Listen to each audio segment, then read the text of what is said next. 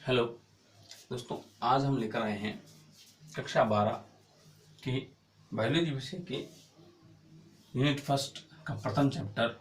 इसका नाम है आवर्तबीजी पादपों में जनन। दोस्तों, हम जानते हैं कि आवर्तबीजी पादप जगत में सबसे एडवांस समूह है।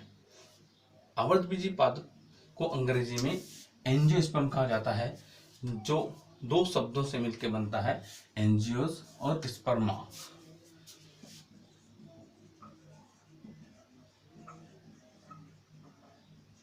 एंजियोस स्पर्मा।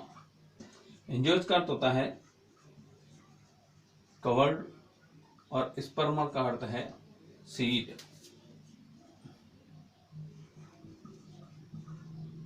आवर्त बीज अर्थात ऐसे पादप जिनके अंदर बीज जो है वो फल के अंदर संरक्षित रहते हैं, उन्हें आवर्तबीजी पादप कहा जाता है। आवर्तबीजी पादप के मुख्य लक्षण की बात करें तो आवर्तबीजी पादपों के अंतर्गत पहला मुख्य लक्षण ये आता है कि इनमें मुख्य पीढ़ी बीजाणुद्भिद होती है। इनकी मुख्य पीढ़ी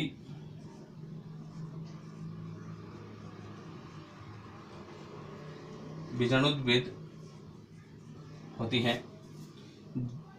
पादप शरीर इनका जड़, तना व पत्तियों में विभेदित होता है। पादप शरीर जड़, तना व पत्तियों में विभेदित होता है। इनमें युग्मकोद्भिद पीढ़ी जो है वो अल्पजीवी, गौण और अगुणित होती है, जबकि बीजाणुद्भिद पीढ़ी मुख्य, प्रकाश संश्लेषी और जड़, तना, पत्ती के रूप में विकसित होती है। इनमें पीढ़ी एकांतरण की बात करें तो इनमें अस्पष्ट पीढ़ी एकांतरण पाया जाता है। अस्पष्ट पीढ़ी एकांतरण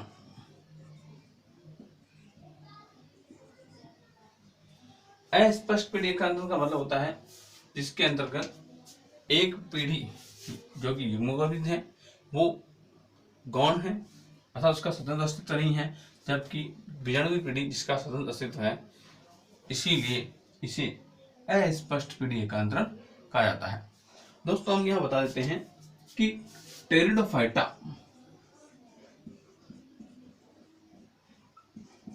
पादप समूह के जो पादप जगत के जो 5 समूह हैं, शैवाल, ब्रायोफाइटा, टेरिडोफाइटा, जिम्नोस्पर्म और एंजियोस्पर्म, इनमें केवल एक टेरिडोफाइटा ही ऐसा है समूह है जिसके अंतर्गत स्पष्ट पीढ़ी एकांतरण पाया जाता है। इसके अंतर्गत स्पष्ट पीढ़ी एकांतरण पाया जाता है। क्यों? क्योंकि इसके अंदर युग्मकोद्भिद पीढ़ी प्रोथेलस के रूप में होती है, प्रकाश संश्लेषी और स्वतंत्रजीवी होती है, जबकि बीजाणुद्भिद पीढ़ी जड़, तना और पत्ते के रूप में स्वतंत्र अस्तित्व वाली पाई जाती है। दोनों पीढ़ियों के स्वतंत्र अस्तित्व के होने के कारण ही इसे स्पष्ट पीढ़ी एकांतरण कहा जाता है, जबकि एंजियोस्पर्म के अंतर्गत ऐसा नहीं होता। इनमें अस्पष्ट पीढ़ी एकांतरण होता है क्योंकि इनके अंदर जो है मुख्य पीढ़ी बीजाणुद्भिद होती है जो कि स्वतंत्रजीवी है और दीर्घजीवी होती है, जबकि युग्मकोद्भिद पीढ़ी जो है वो अल्पजीवी होती है अर्थात उसका कोई स्वतंत्र अस्तित्व नहीं होता है। आगे हम बात करें जनन के बारे में।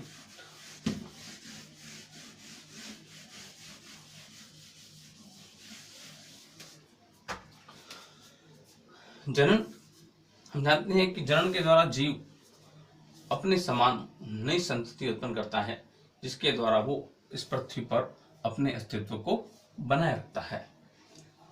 पादपों में जो जनन है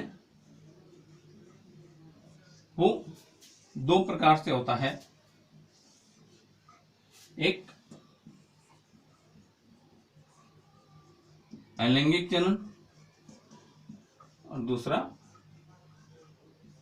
लैंगिक जनन। अलैंगिक जनन का अर्थ होता है जिसमें लैंगिक जनन की मुख्य घटनाएं जैसे युग्मक निर्माण और अर्धसूत्रण नहीं होता है, उसके बिना ही एक पादप अपने समान नए पादप को जन्म देता है, तो उसे अलैंगिक जनन कहते हैं। जबकि लैंगिक जनन के दौरान युग्मक निर्माण होता है अर्धसूत्री विभाजन द्वारा और निषेचन होता है, जिसके द्वारा एक नए जीव की उत्पत्ति होती है, उसे लैंगिक जनन कहते हैं। अलैंगिक जनन जो है वो दो प्रकार का होता है, एक अनिषेक बीजकता और एक कायिक प्रवर्धन या कायिक जनन। अनिषेक बीजकता और कायिक जनन। कायिक जनन को फिर दो भागों में बांटा गया है, प्राकृतिक और कृत्रिम। प्राकृतिक और कृत्रिम। प्राकृतिक कायिक जनन के अंतर्गत हम बताएंगे कि जड़ों के द्वारा, तने के द्वारा, पत्तियों के द्वारा और जननांगों के द्वारा होने वाला जनन प्राकृतिक अलैंगिक जनन के अंतर्गत आता है। जबकि कृत्रिम जो है वो मानव द्वारा विकसित विधियां होती हैं, इसके बारे में अपन आगे चर्चा करेंगे पूरा। कृत्रिम जनन के अंतर्गत 3 विधियां आती हैं, कर्तन, दाब लगाना और रोपण। कर्तन, इसके अंतर्गत भी 2 विधियां आती हैं, स्तंभ कर्तन और मूल कर्तन। इसके अंतर्गत पादप के भाग को अलग करके उसे रोपित किया जाता है मिट्टी में, इसके द्वारा नया पादप बनता है।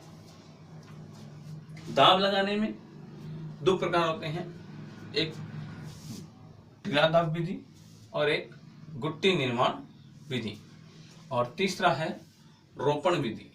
रोपण विधि के अंतर्गत 2 पादपों को इस प्रकार से जोड़ दिया जाता है कि उनका एथा कैम्बियम आपस में मिल सके और कलम का विकास हो सके। आगे हम पढ़ रहे हैं, हम एक एक टॉपिक को डिटेल से पढ़ेंगे।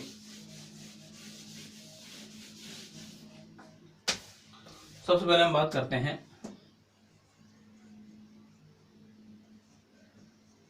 अलैंगिक जनन, इसे बोलते हैं एसेक्सुअल रिप्रोडक्शन। जैसा कि मैंने बताया था, अलैंगिक जनन के अंतर्गत लैंगिक जनन की 2 मुख्य घटनाएं, एक अर्धसूत्रण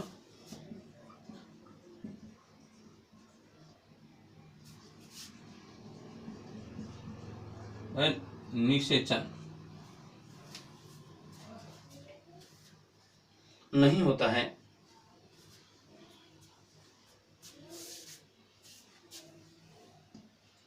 हम यहाँ पर इसे युग्मक संलयन कह सकते हैं, अर्थात बिना अर्धसूत्रण और बिना युग्मक संलयन के जो है अगर नए जीव का निर्माण होता है तो उसे हम नए पादप का निर्माण होता है तो उसे जो है अलैंगिक जनन कहा जाता है।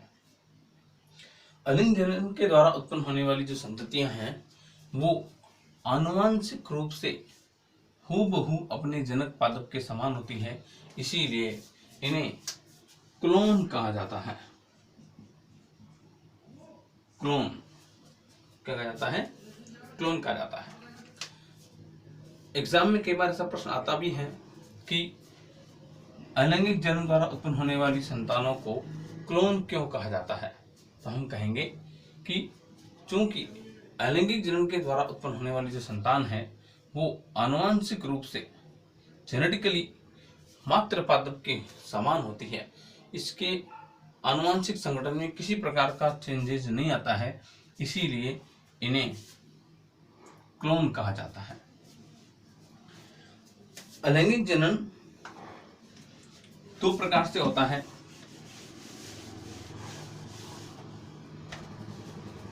एक अनिषेक बीजकता से बोलते हैं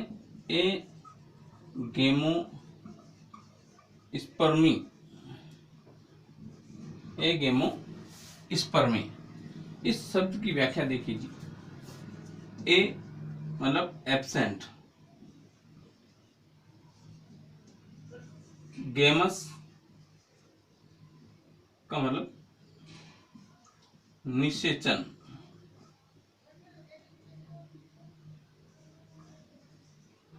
स्पर्मी होता है सीड या बीज।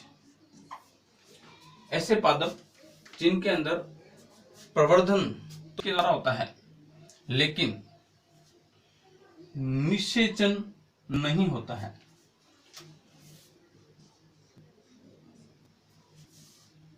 अर्थात बीज के विकास के दौरान निषेचन की घटना नहीं होती है। बिना निषेचन के अगर बीज बनते हैं तो उसे हम अन कहते हैं। दूसरा है कायन।